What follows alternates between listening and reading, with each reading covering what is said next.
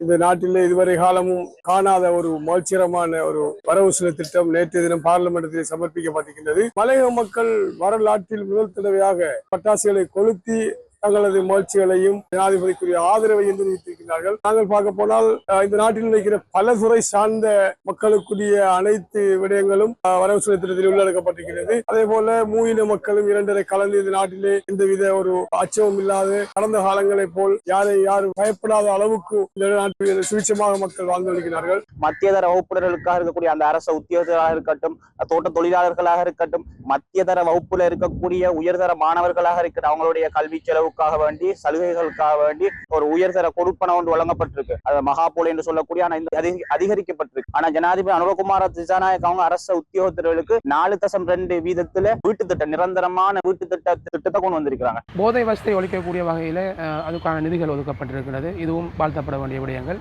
தோட்ட தொழிலாளர்களுடைய நீண்ட காலமாக இந்த நாட்டினுடைய முதுகெலும்பாக இருந்து வந்த நீண்டகால போராட்டங்களை நடத்தி வருகின்ற அந்த மக்களுக்கான கொடுப்பனவுகள் உயர்த்தப்பட்டிருக்கின்றது. இன்னும் பல விடயங்களை வாழ்த்தப்பட வேண்டிய நிறைய விடயங்கள் இருக்கின்றது. இந்த வரவு செலவு திட்டத்தை நாங்கள் ஆதரிக்கின்றோம்.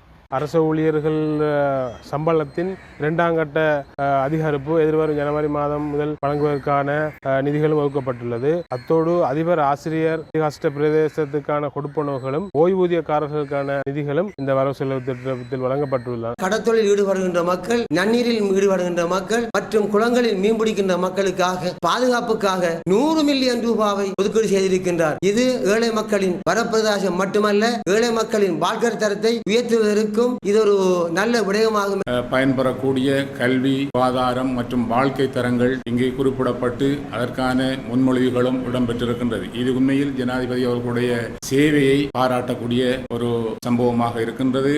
அவருக்கு நாட்டு மக்கள் பலரும் இத்திட்டத்திற்கு வாழ்த்துக்களை தெரிவித்திருக்கின்றார்கள். நாங்களும் அவருக்கு எங்களுடைய வாழ்த்துக்களை தெரிவித்துக் கொள்கின்றோம். பெண்களாகிய நாங்கள், ஏனெனில் தோட்ட தொழிலிலே கூடுதலாக ஈடுபடுவர் பெண்களாக இருக்கின்றார்கள். அவர்களுக்கு இந்த பாதீடு மிகவும் சாதகமான பாதீடாக இருக்கின்றது.